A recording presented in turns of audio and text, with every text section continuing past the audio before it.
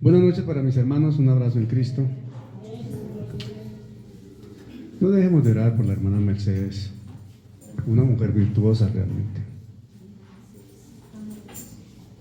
Son circunstancias que uno no entiende, son situaciones que solo las comprende quien las vive. Pero oremos por ella, que sea la gracia del Señor en su vida. Abracémosla con nuestras oraciones. Y el que pueda envíele un mensajito, así sea por WhatsApp, una llamadita, eso reconforta y alienta en medio de la situación. Estamos trabajando, mis hermanos, hoy la enseñanza no es muy extensa, en el libro de Génesis. Seguimos en Génesis, entendiendo los comienzos.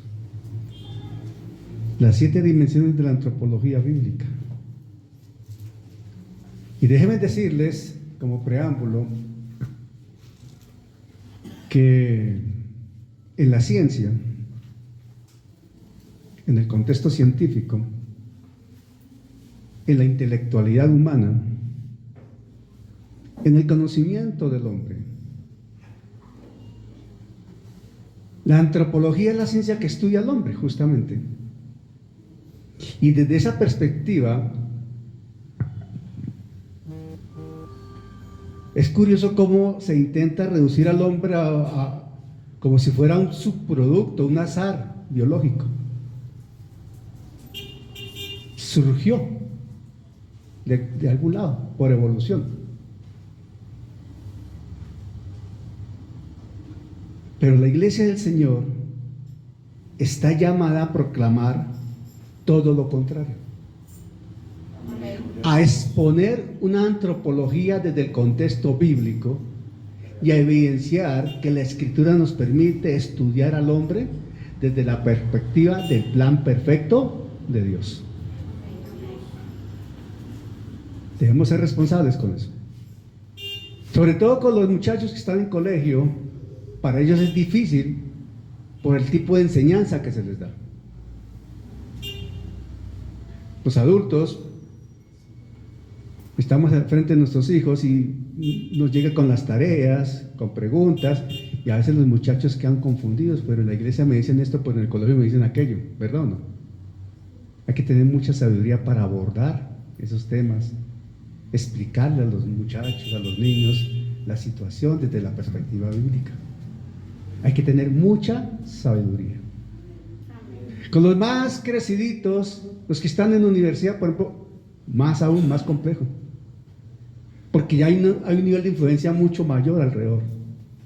A eso ya se le han sumado las redes sociales, las amistades que se supone que saben mucho, etcétera, etcétera. Ustedes comprenden la idea. Pero la antropología, el estudio del hombre, tiene una característica clara en la palabra. La joya de la corona en la creación es el hombre. Y ese impacto de la creación del hombre en la creación, justamente, nosotros debemos asumirlo con responsabilidad. Porque así como Dios puso al hombre en Edén con una función de responsabilidad, Dios nos ha colocado a nosotros en diferentes lugares con una función de responsabilidad. Amén. Total. Fíjense una cosa. Dios colocó al hombre para administrar, ¿verdad o no? Aparentemente, fíjense lo que estoy diciendo, aparentemente muchos de nosotros no administramos. Y craso error mirarlo así. Todos nosotros de una u otra manera administramos. Dios nos ha puesto responsabilidades en nuestras manos, en nuestra conciencia. Blanca Zoraida en su casa ministra en su casa, como esposa, como madre, como ama de casa. Miren la dimensión de su responsabilidad, y así mismo toda mujer en su casa. Los hombres tenemos una responsabilidad propia. Si estamos en el trabajo, ni se diga. Si vamos por la calle, también. Si estamos desempeñando cualquier función de orden ministerial, qué responsabilidad la que tenemos con lo que hacemos. Si es responsabilidad lo que hacemos como creyentes en el mundo secular, con nuestro trabajo, nuestra interacción, etcétera, etcétera, imagínense la responsabilidad en el contexto ministerial, donde estemos. Y ahí sí tenemos algún fuero representativo de cierta jerarquía o representación. Con mayor razón, nuestra conducta debe ser intachable, íntegra, recta, temerosa de Dios, donde se evidencia el temor a Dios y la rectitud.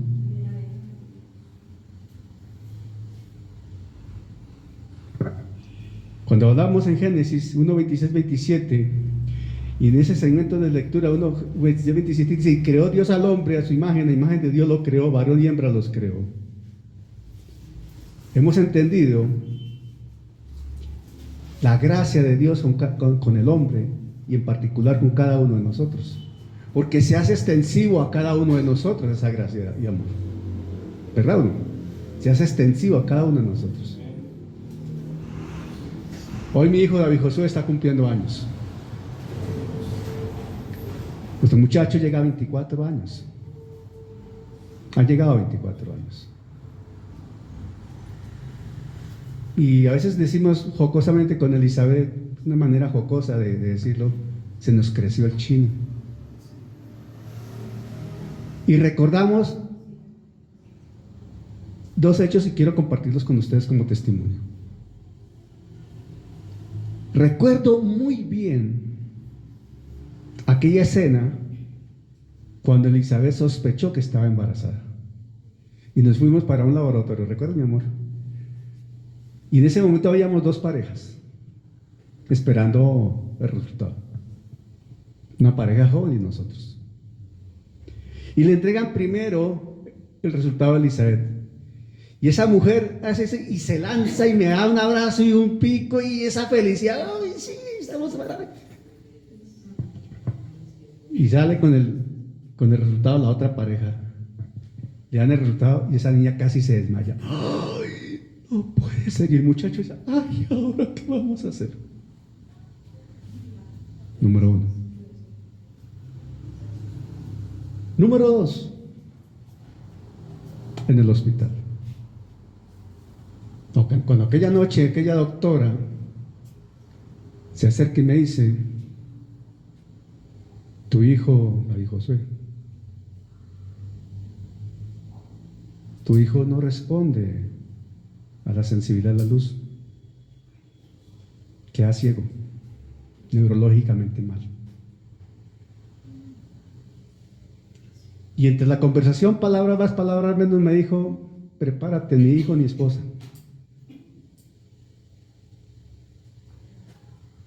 Hoy, tengo una hermosa esposa y un precioso hijo. Entonces uno necesariamente, cuando vive esas experiencias, recuerda la mano de Dios, la gracia de Dios en el plan perfecto de Dios. Y cada uno de nosotros tenemos referencia de alguna vivencia, de alguna experiencia conducente a esto que estamos hablando. Dios, cuando crea al hombre, lo crea con un propósito, y ese propósito personal en la relación de Dios con cada uno de nosotros está presente ahí en nuestras vidas. La pregunta sería: ¿hemos podido comprender el propósito de Dios con nuestras vidas? ¿O estamos solamente operando al vaivén como las olas, ¿no? Ir y venir, ir y venir. Cuando deberíamos estar perfectamente ubicados en una línea de desarrollo en donde los ojos están puestos en Jesús y nos dejamos guiar del Espíritu Santo.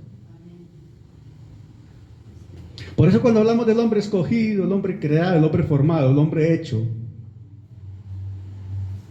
podemos entender mejor ese hombre, ser viviente. El ser viviente. Es muy rápido que se dice. Y el momento culminante de la creación, ya entrando más en materia, es que a propósito, paréntesis, esta madrugada que me despierto en cualquier momento y me acuerdo, ay, mi hijo cumpleaños. ¿Qué creen que uno puede decir, hermano, después de haber vivido semejante experiencia? Solamente, Señor, tú eres bueno. Yo soy feliz y de verdad mi corazón agradecido con el Señor porque me ha dado una excelente esposa, una mujer virtuosa, una ayuda idónea, una excelente esposa, madre, mujer, profesional, ejemplar de testimonio, y nos ha dado 2 hijos maravillosos. Yo soy feliz, hermano, feliz por ello. Y le doy gracias a Dios que Él ha puesto su gracia y su favor en nosotros, en cada uno de nosotros, y los ha puesto en mi esposa, en mis hijos. Y ese hombre viviente, ese ser viviente, debemos decir que el momento culminante de la creación humana no es la formación del cuerpo. Cuando Dios formó al hombre del polvo de la tierra, cuando usó sus manos para formarlo, no. El momento culminante de la creación es el acto en que Jehová Dios sopló en su nariz aliento de vida. Es ahí el momento cumbre de la creación, cuando Dios transmite su aliento de vida. Ese verbo soplar, desde el original hebreo que usa la Reina Valera, este reino soplar, describe un acto de exhalación vigorosa, fortaleza, vigor, vida de Dios. Y es un notorio y absoluto mensaje que marca diferencia con todo el resto de la creación, sustancialmente con el reino animal. Ojo con esto que estoy diciendo.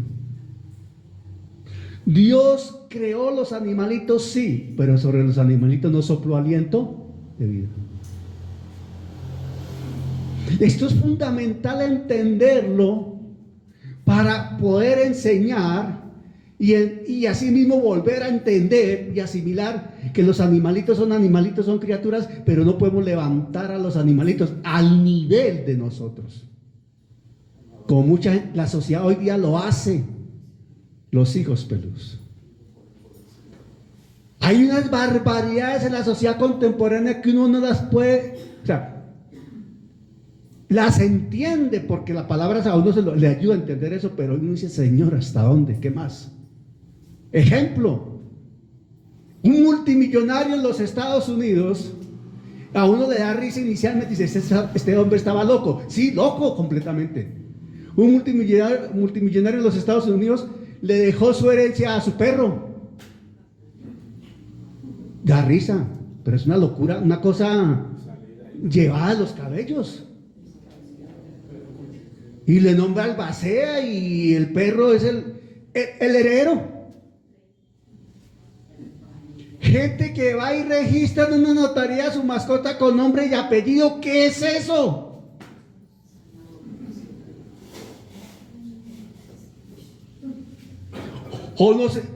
Son personas que se están bajando al nivel de los animales o están pretendiendo subir a los animales al nivel de ellos. La explicación y la respuesta es lo primero. Y eso está pateando la obra de Dios. Eso está confrontando el mensaje del cielo. Eso está ofendiendo al Creador. Uno bromea con sus mascotas. Yo tengo 3 gaticas y ustedes saben que yo quiero mis gaticas. Las quiero en el contexto, son mis mascotas, juego con ellas, las consiento. Pero son mascotas finalmente. Aunque uno las quiere y la misma palabra nos enseña a querer a los animales. Ojo, porque tampoco se trata de que vamos a cobrar a los animales a patadas. No. El ojo de Jehová está sobre la bestia, dice la Escritura. Y eso habla que Dios también cree. Dios también mira por los animales y nos asigna responsabilidades. Cuando a Néstor le llega una gatica con 5 crías, no es por capricho, Dios lo está probando también, cómo fluye en ese amor por la creación de Dios. Y cuando nosotros tenemos mascotas, somos responsables de unas mascotas también, y a Dios le daremos cuenta también porque es su creación. Porque la palabra misma dice que todo lo que respire, alabe a Jehová. Pero hay que poner todo en su debido orden y nivel, en función de la relación con Dios, porque Dios creó al hombre con una característica esencial, lo decíamos hace 8 días, la relación, ¿verdad o no? Los animales tienen un instinto, nosotros tenemos sentimientos, emociones, pensamos, razonamos, tomamos decisiones. A veces es indignante ver cómo, no porque traten a los animalitos con cariño, sino cómo desvirtúan la creación. Cuando ustedes han notado que en los supermercados hoy por hoy, en virtud de la liberalidad, de la igualdad, etcétera, etcétera, hay carritos para mascotas,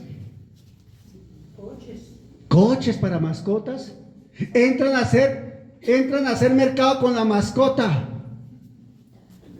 Entran a un restaurante con la mascota y la mascota comparte el almuerzo con su amo ahí y está junto ahí con ellos.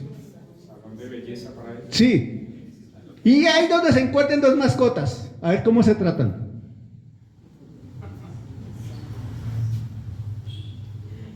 Y claro, a uno le causa hilaridad porque pues es visible, pero cuando uno ya lo va asumiendo más en el contexto de la palabra y todo esto, dice: ¿hasta dónde se ha degradado el hombre? ¿Hasta dónde desconoce la virtud de la creación? ¿Hasta dónde desconoce la gracia y el amor de Dios con nosotros? Y deja de colocar en su lugar cada una de los elementos de la creación. Ese soplar describe un acto de exhalación vigorosa. Y estamos diciendo, a diferencia de los animales, el hombre recibe el aliento directamente de la boca de Dios. Sopla. Dios con su palabra creó el gato. ¿Creas el gato? Se creó el gato. Pero con el hombre no dijo, creas el espíritu, el alma, no, sopló. Le dio de lo que él tiene. Dios. ¿Me estoy explicando? De lo que, su esencia. Cuando dice la Escritura que Dios creó al hombre conforme a su imagen, conforme a su semejanza, todos sabemos, ¿cierto? Usualmente cometemos yo cometí ese error también. Dios es como nosotros, así. Entonces uno dice, bueno, para uno será negro, para otro será blanco, para otro será alto, para otro será bajito, para otro será rubio, para otro será asiático, para otro será africano, etcétera, etcétera. Y entonces partimos de un error totalmente fatal. Estamos haciendo a Dios semejante a nosotros y no sabemos por desconocimiento, por falta de estudio, que la referencia es Él, no somos nosotros. ¿Me estoy explicando? No es que Dios es semejante a nosotros, es que Él nos creó a nosotros, a su imagen conforme, a su semejanza conforme a su imagen, pero en el contexto no corporal, sino espiritual, emocional, sentimental, de valores, de principios, etcétera, etcétera. ¿Me estoy explicando? Y eso no lo tiene el resto de la creación. Solo el hombre. Dios no declaró sobre el hombre, sea el hombre un ser viviente, sino sopló. Y dice la Escritura, y fue el hombre un ser viviente. Ojo, un ser. Esa palabra ser es bien significativa en la Escritura. Fue el hombre un ser viviente. Dios es un ser eterno, manifestado en 3 personas, Padre, Hijo y Espíritu Santo. Cada persona con unas características y unas funciones y unas responsabilidades. El hombre fue un ser viviente con unas características, unas responsabilidades asignadas por Dios mismo. ¿Estoy explicando? Por Dios mismo. Ay, se me apagó esta cosa. Listo. Este tema funciona bien. Es un pináculo indiscutible. Ese hálito divino. Y sopló en su nariz aliento de vida. Y fue el hombre un ser viviente. Solamente el hombre. Y marca una relación y una dirección especial en lo que es la manifestación del Espíritu Santo. Amén.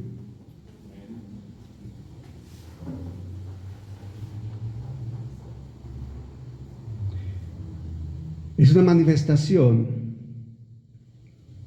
de parte de Dios, en donde Dios le está entregando al hombre esa vida, pero también está dando al hombre unas capacidades. ¿Por qué? Dios no hizo una máquina. Cuando Dios hace al hombre del barro, tenía digámoslo así, tenía un muñeco. Un muñeco. Tenía la estructura externa del muñeco. ¿Me estoy explicando? Pero cuando sopla sobre él su aliento de vida, ¿qué recibe el hombre? Su esencia para ser un ser. ¿Me estoy explicando? La característica para que sea un ser viviente. Un ser viviente. Y eso implica también esa capacidad intelectual, moral y espiritual. Ojo, el hombre recibió allí una esencia moral, espiritual e intelectual. Y si algo recibe el hombre cuando Dios sopla sobre él, es esa característica de orden moral, porque el ser humano es moral por la misma creación. Vaya a la sociedad que quiera, estudie la sociedad que quiera en todos los tiempos, en cualquier lugar del planeta, y hay un rasgo de moralidad. En cualquier sociedad, en cualquier componente social, en cualquier grupo étnico, en cualquier lugar del mundo, en cualquier época de Adán para acá, matar, la sociedad lo condena. Por citar un ejemplo de tantos. Y el hombre se caracteriza porque clasifica y determina algo que es moral y algo que es no moral, algo que es ético y no ético. Me estoy explicando. ¿Quién pone eso en el hombre? Porque al hombre no se le enseñó eso, lo trae de fábrica. Es una característica por el soplo de Dios, por el soplo divino. Entonces el hombre es racional y puede responder a su creador en la relación exclusiva con su creador. Y esto es muy importante.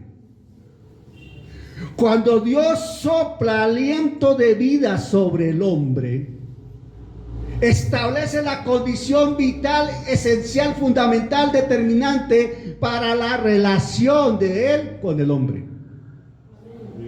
¿Me estoy explicando?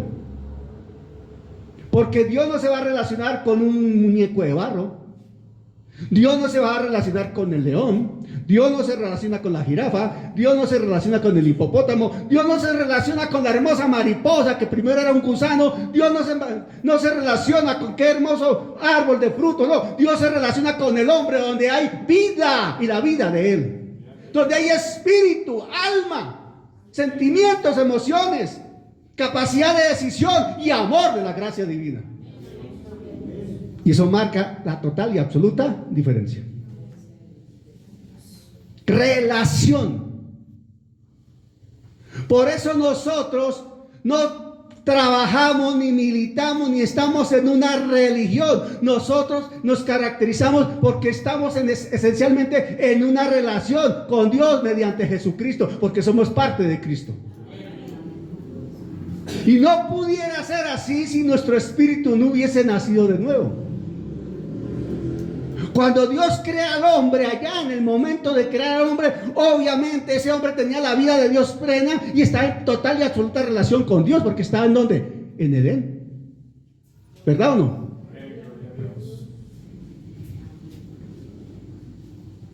Cuando se habla de la imagen de Dios y la semejanza de Dios, se desprende perfectamente de ese soplo divino, no antes. Todo lo anterior, cuando hablábamos de que había sido, ¿cuál fue el primer punto que vimos? Que habíamos sido escogidos. Y todo lo demás creado, formado, hecho, etcétera, etcétera, para llegar al momento culminante, ese soplo de vida, para llegar a ser un ser viviente. El aliento de vida dimensiona lo que nosotros como pentecostales destacamos, amamos y de verdad nos apasiona, que es la manifestación de ¿quién? El Espíritu Santo, ¿verdad? Nosotros nos caracterizamos porque dimensionamos la manifestación, la presencia, la realidad del Espíritu Santo.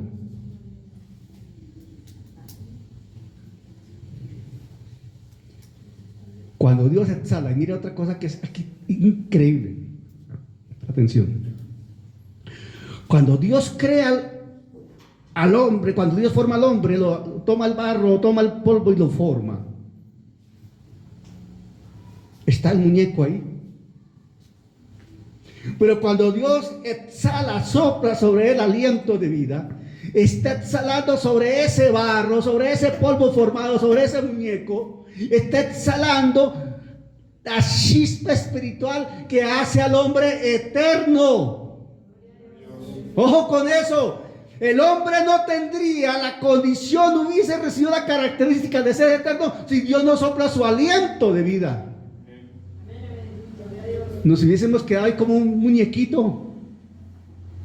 Y sigue brillando el sol. ¿Y qué pasa con el barro cuando está bajo el sol? Se termina acabando el barrito, se hubiera acabado. No, aliento de vida.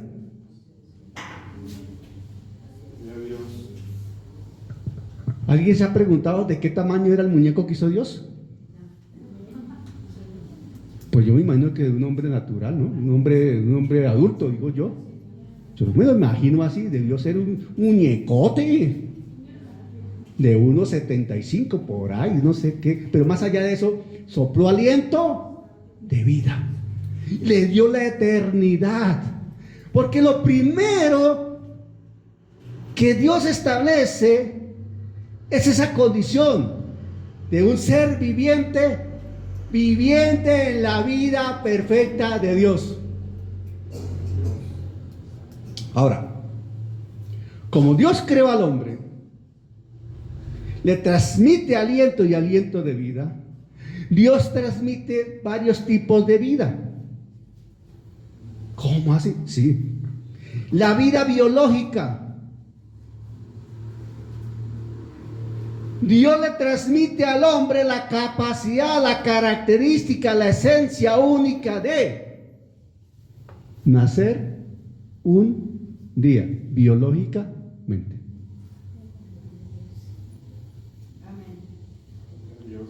A través de un proceso establecido por Dios, por la unidad, la unión con la mujer, ¿verdad o no? El plan perfecto de Dios. Vida biológica. Y con la vida biológica, las características propias de la vida biológica. Nace, crece, etcétera, etcétera. Pero no, el hombre no estaba llamado a morir físicamente en el plan original de Dios.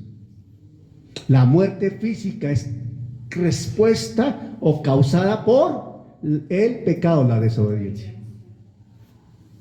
Por el pecado llegó la muerte espiritual, que es la separación de Dios, y la muerte física, que es consecuencia del pecado. Que con el tiempo, miren, póngale sentido a esto. Analicen lo siguiente, atención. De acuerdo a los registros bíblicos, miren la reflexión. O sea, una vez, ustedes saben que yo les digo que hay que dimensionar, ¿cierto? Y otras veces les digo, pongámosle, digamos, como lógica, ¿cierto? A lo que la palabra relata. Veamos esto. Analicemos lo siguiente. ¿Cuál es el registro bíblico? ¿Cuál es el hombre más longevo que relata la Biblia? ¿Quién se acuerda? ¿Cuántos años? 965 años, algo así, ¿cierto? Ok. Y recordamos que en esos registros de ese segmento de la Biblia se hablan de hombres que duraron 900 y pico de años, 800 y pico de años, 700, ¿sí o no? Calcula un hombre. Dimensionemos, hermano, 960 años. Ay, hermano, que eso ¿qué años son? Literales, como los conocemos hoy. Marcados. ¿Por qué literales, pastor? Lógico.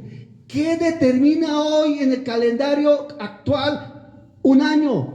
La relación de tiempo que está referenciada de acuerdo al movimiento, traslación y rotación de la Tierra, la Luna, etcétera, etcétera, ¿sí o no? Y se definen los días, 24 horas, 60 minutos, etcétera, etcétera, ¿verdad o no? Para aquel momento de Matusalén ya estaban los astros formados, la luna formada, el sol formado, ya estaba la Tierra girando con traslación y rotación, o sea que los días eran literales. Literales, 960 años. Matusalén vivió 960 años. Y comienza a descender. Progresivamente empieza ¿a qué? A descender el tiempo que el hombre vive. Y llega otro pasaje de la Biblia que dice que el hombre tendrá 70 o los más fuertes 80. ¿Dice o no dice la escritura eso? Dice eso. O sea que los que lleguemos a pasar de 80, la gracia es del Señor, gloria a Él. Nos está dando horas extras. No, ¿verdad? Porque la escritura dice eso. Entonces la lógica a mí me dice, espérese un momento. A ver, si Matusalén vivió 960 años, perfectamente esto a mí me da argumento para entender que el hombre Dios lo creó para no morir. Pero el pecado comenzó a afectar la vida biológica del hombre. Por eso hoy el promedio son 70, 80, 85. Hay gente que puede vivir un poco más, correcto, gloria a Dios. Esos son casos que es potestativo de Dios porque Dios es soberano. Y si Dios nos permite, Blanquita, vivir 120, pues gloria al Señor, ¿verdad? Pero no 960. ¿En dónde se restablecerá eso? En el milenio. En el milenio se restablecerá eso. Entonces nos da la vida biológica. Pero también el Señor coloca una característica y es la vida psicológica. No estamos peleados con los psicólogos.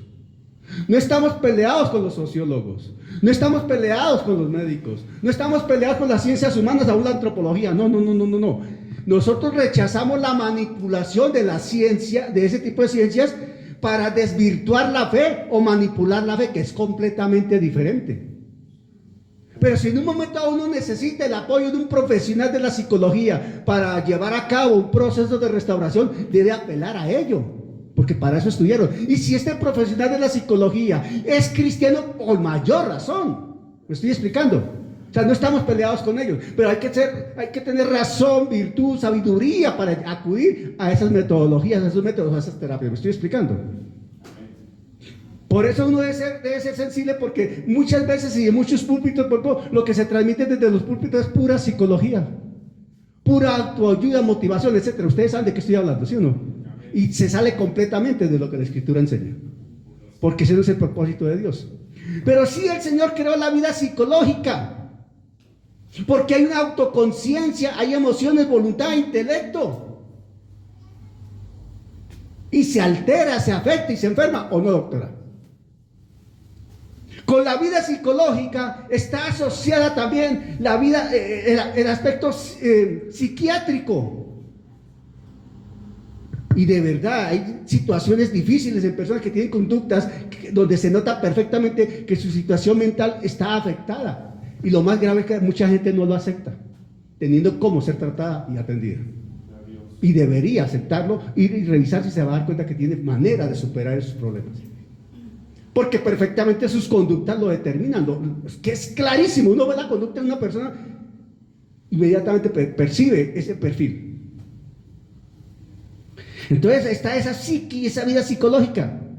Pero ante todo, el pastel tiene una cereza, un moño tiene el regalo, y es la vida espiritual, relacional con Dios, que es el Zoe, la vida Zoe con Dios, de Dios, la vida plena, perfecta, eterna de Dios. Al soplar, esa capacidad de comunión íntima con Dios. Porque es que ¿cómo se relaciona el Señor con nosotros? El Espíritu Santo, ¿a quién le habla? ¿A la carne o al Espíritu? Al Espíritu. Es de Espíritu Santo al Espíritu que nació de nuevo. Por eso Jesús decía que es de adentro hacia afuera. Y el que nace es el Espíritu, y desde el Espíritu comienza ese proceso transformacional, de traslación, de cambios, para que se evidencie con el tiempo en lo externo. ¿Verdad o no? Y es tan así que la misma Escritura enseña que este hombre exterior se va debilitando como respuesta natural al paso de los años, ¿sí o no? Pero la misma Escritura dice en ese versículo que así como el hombre exterior se va debilitando, el hombre interior se va fortaleciendo. Lo hemos leído, se va renovando, se va fortaleciendo. Sí, me estoy explicando, lo hemos leído. Eso está enseñando esa vida Zoe que está puesta en el Espíritu, porque nacimos de nuevo. La condición es haber nacido de nuevo. Porque el que no ha nacido de nuevo, el Espíritu está muerto espiritualmente. Ahí no aplica el Zoe, ahí no aplica la vida de Dios. Necesita haber nacido de nuevo. Ahora, en el plan perfecto de Dios, el hombre tenía una salud mental perfecta. Perfecta. Y hoy por hoy, hablábamos esta tarde con mi esposa, hoy por hoy la sociedad tiene un problema pero muy serio de salud mental. Aparentemente no se ve, pero es un alto porcentaje de la sociedad que nos rodea tiene problemas de salud mental. ¿O no, doctora? Hay estudios serios sobre eso, pero hay países donde la preocupación es alta por la salud mental de su sociedad. Esas conductas reactivas, esas conductas violentas, esas conductas inexplicables se forman en la mente, hermano. Salud mental.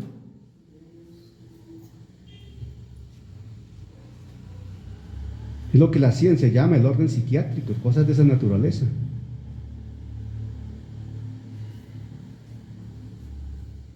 Dios sopló aliento de vida. Y dio vida biológica. Estableció vida psicológica. Estableció la vida Zoe de Dios. Pero también con la vida psicológica estableció la vida psiquiátrica. Y todo era perfecto en el plan original de Dios. Era perfecto. Y el pecado afectó todo lo demás. Lo grave en la sociedad moderna, y más grave aún al interior de la iglesia, es que hay problemas de salud mental y los afectados no lo quieren reconocer. Y el primer problema de toda persona con dificultades de esta naturaleza es no reconocer el problema, porque no hay ayuda que decirlo. No hay posibilidad de ayudar a alguien que no reconoce que tiene un problema. Porque el que está afectado debe reconocer que tiene un problema, número uno. Debe aceptar, buscar ayuda, número dos. Debe aceptar en consecuencia aplicar la guía de la ayuda para recuperarse y debe disponerse a trabajar en función de esa terapia o ese tratamiento para recuperarse. O sea, cuenta la voluntad del individuo y lo que menos cuenta actualmente en la sociedad. Por eso vemos lo que vemos. Pero lo que más alarma es que esos problemas, el alto porcentaje de esos problemas está concentrado en la juventud. ¿O me equivoco, doctora? En la unidad mental del Hospital Santa Clara, donde trabaja mi esposa, la mayoría de personas que llegan allí por urgencias y que son llevadas allí a la unidad, son, ¿cómo se dice?, hospitalizadas en la unidad psiquiátrica. ¿Qué porcentaje de pacientes son jóvenes? Llamemos jóvenes menores de 35 años, para poner un tope en 35 años. ¿Qué cantidad? ¿Qué porcentaje? 60%. Un 60% son personas menores de 35 años. Juventud. El profeta nicaragüense Rubén Darío decía: juventud, divino tesoro que te vas para no volver. Cuando quiero llorar no lloro, y a veces lloro sin querer, decía el poeta. La juventud. La juventud la más afectada. Cualquier cosa se desequilibra. Total. Por cualquier cosa. Nos estamos dando cuenta de la responsabilidad que tenemos con nuestros niños, con nuestros jóvenes, con el testimonio y ejemplo de todos nosotros, para efecto de que esos niños, esos jóvenes estén cubiertos, protegidos y guiados. Pero fundamentalmente esto se aplica con el testimonio, porque somos seres con tendencia a aprender por repetición. Lo que uno ve se le queda. El hombre es el viviente del quinto mundo, pastor. ¿Señor? Un ser viviente es el quinto mundo. Sí, señor. De los 7 parámetros, el quinto es este, el ser viviente. Dios mediante, en 8 días estaremos hablando del hombre establecido, para terminar con la ayuda idónea. Pero hay que tener cuidado con esto, porque lo que estamos hablando hoy se ve muy sencillo, aparentemente no pasa, pero es muy profundo y la sociedad está a nuestro alrededor reflejando problemas de salud y salud mental. Bueno, vamos a concluir allí la enseñanza. Y la pregunta es, a lo largo de todo lo que hoy hemos mencionado, ¿qué hacemos? ¿Para qué aprendemos esto? ¿Cuál es nuestra actitud cuando vemos que están pasando estas cosas? Mire, número 1, Daniel hablaba de cuando van a ser el niño y ponía nuestro ejemplo, felices y la otra pareja tristes. Embarazos deseados, embarazos no deseados, pero aceptados. No interrupción voluntaria del embarazo, no. La interrupción voluntaria del embarazo tiene una sentencia y le permite a la mujer decidir terminar ese embarazo. Y créame que la mayoría no es por problemas cardíacos, por malformaciones, es porque psicológicamente quedó afectada. Y eso se llama aborto. Nosotros no tenemos otro código para ponerle a esa interrupción, dice aborto. Aborto medicado. Hoy estaba dando una respuesta de eso. Aborto medicado. Entonces, número 1, ¿cuál es nuestro papel allí cuando vemos una mujer sola, una pareja? ¿Cuál va a ser nuestra posición? ¿Qué le vamos a recordar? Lo que Dios quiere. ¿Con qué amor? ¿Con qué amor vamos a traer a esa persona? O definitivamente la vamos a acompañar, es mejor que aborte para que no la traiga así, para que no sufra en este mundo. ¿Cuál va a ser nuestra posición? Eso en el nacimiento. Cuando hay dificultades en el embarazo, mi esposo también ya les comentó, Él me comentó que mientras yo estaba en la unidad de cuidado intensivo y estaba teniendo a David nació de 5 meses y medio, no alcanzó a pesar el kilo, 950, sin pestañas, sin cejas, sin uñas. ¿El que estaba haciendo? ¿Qué creen que estaba haciendo su pastor? En la sala de espera, que les dicen, Señor, vaya y se sienta allá en la silla, espere que vamos a entrar a la esposa, Él estaba de rodillas y con una Biblia. La gente se daba cuenta qué estaba haciendo él, orando de rodillas. ¿Qué hacemos nosotros cuando estamos acompañando a alguien allá en el hospital, cuando estamos en la sala de espera? ¿Cuál es nuestra actitud? Luego él les dice que cuando David, ya en la parte neurológica, David tiene casi 2 años, hace su primera neumonía y tiene 5 paros respiratorios. Y por estar 30 días en la unidad de cuidado intensivo, dicen, ha estado sedado, queda ciego, queda bobo, no responde. ¿Qué creen que hacían los pastores? ¿En dónde? ¿En dónde estaba David? En la unidad de cuidado intensivo. ¿Dónde se arrodillaban? Ahí. ¿Dónde reprendía? Ahí. ¿Dónde salía uno a compartir? A abrazar al de al frente, que su papá, su hijo, su hija estaba en la unidad de cuidado intensivo. ¿Qué hacía? Yo les he contado, el pastor Héctor, cuando estaba allá en las urgencias de Santa Clara hospitalizado, ¿qué hacía su pastor? Se bajaba, se sentaba en la escalerilla. ¿Y qué hacía con los 4 o 5 compañeros? Le predicaba. ¿Qué hacía la pastora Josefina en la sala de espera? ¿Qué hacía? Predicaba.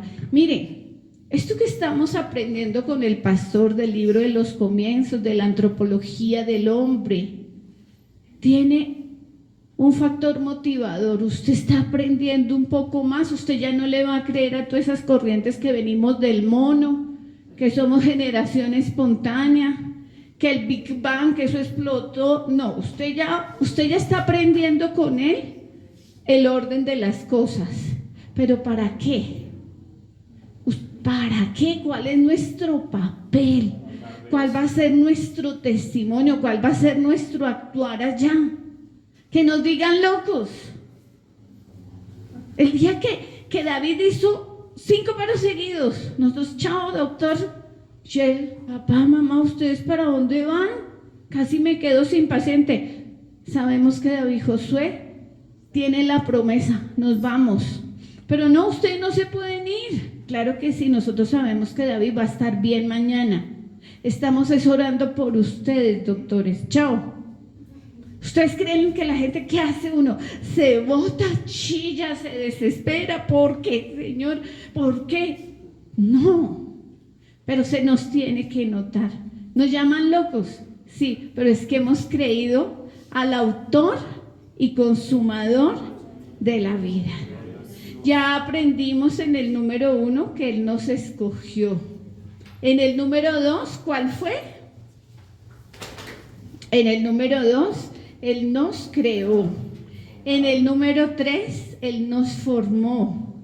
En el número 4, Él nos hizo. Y en el número 5 nos hizo seres vivientes con una vida psicológica, una vida biológica y una vida Zoe, con Z, Zoe espiritual. Estamos aprendiendo, pero el para qué es cuál va a ser nuestra posición. ¿Qué vamos a hacer cuando estemos pasando por esas dificultades? ¿Qué vamos a hablar? ¿Cómo vamos a acompañar? ¿Cómo vamos a aconsejar? ¿Cuál va a ser nuestra actitud? ¿Saben ustedes? Cuando íbamos a tener a David Josué, Juan Felipe tenía 5 años y medio, 5, porque David nace a los 6, 5 años y unos mesecitos. Y ese niño en el grupo de la escuela dominical cristiana, ese niño con sus maestros, y bajaban y nos decían, ¿saben qué quiere Juan Felipe? Y yo le decía, sí, un hermanito. Él oraba allá con sus compañeritos de escuela dominical por un hermanito. Y yo quiero un hermanito, y yo quiero un hermanito. O sea, desde antes de que se formara, ya era un bebé deseado, quería un hermanito. ¿Eso dónde sucedía? Lo que tú haces con tus chicos, con tus niños, con tus jóvenes, sucedía arriba. Allá es supremamente importante para que aun cuando sean grandes, digo, ustedes conocen a Felipe con su barbita y ya casado, no se aparten, sino que le sirvan al Señor. Eso que pasa arriba es fundamental. ¿Cuál va a ser nuestra actitud? ¿Cuál va a ser nuestro testimonio con todo lo que hemos aprendido y seguiremos aprendiendo? Póngase sobre sus pies. Señor, en esta noche, Padre bueno, cada día, Señor, tú quitas vendas. Señor, tú te revelas a nuestras vidas. Traes palabra rema, palabra revelada. Yo te doy gracias, Señor, por este alimento, porque no es leche espiritual, es alimento sólido, Señor. Y tú tienes un para qué. Señor, permítenos ser luz allá afuera, en medio de las tinieblas. Ayúdanos, Señor. Danos las fuerzas del búfalo. Danos sabiduría para hablar tu palabra con denuedo, con autoridad. Señor, permítenos acompañar a otros, permítenos animarlos, aconsejarlos, Señor. Permítenos entender, Señor, que hay mucha gente que te necesita, que está desviada, que parecen ciegos, tanteando por dónde seguir. Padre Santo, coloca tanto el querer como el hacer en nuestras vidas. Quita todo temor, toda mentira que Satanás ha venido a colocar. Derriba, Señor, murallas, pudre yugos, rompe cadenas, Señor. Yo te pido una unción especial, Señor, sobre la vida de cada uno de mis hermanos, de mis hermanas, Señor, desde la más pequeña, Señor, hasta el más grande, Señor. Ayúdanos, Señor. Ayúdanos, Señor, a ser testimonio vivo del poder transformador que tiene tu palabra con la ayuda del Santo Espíritu, Señor. Señor, yo sé que esta palabra es para los que están madurando, para que el uso por el bien y del mal, Señor, puedan discernir. Señor, bendícelos de una manera especial, Señor. Ellos están pagando un precio. Yo sé que hoy están cansados, Señor, atribulados, pero hoy están acá, Señor. Síguelos bendiciendo, Señor. Bendícelos desde la coronilla, Señor, hasta la punta de sus pies. Transforma, Señor, corazones, Señor.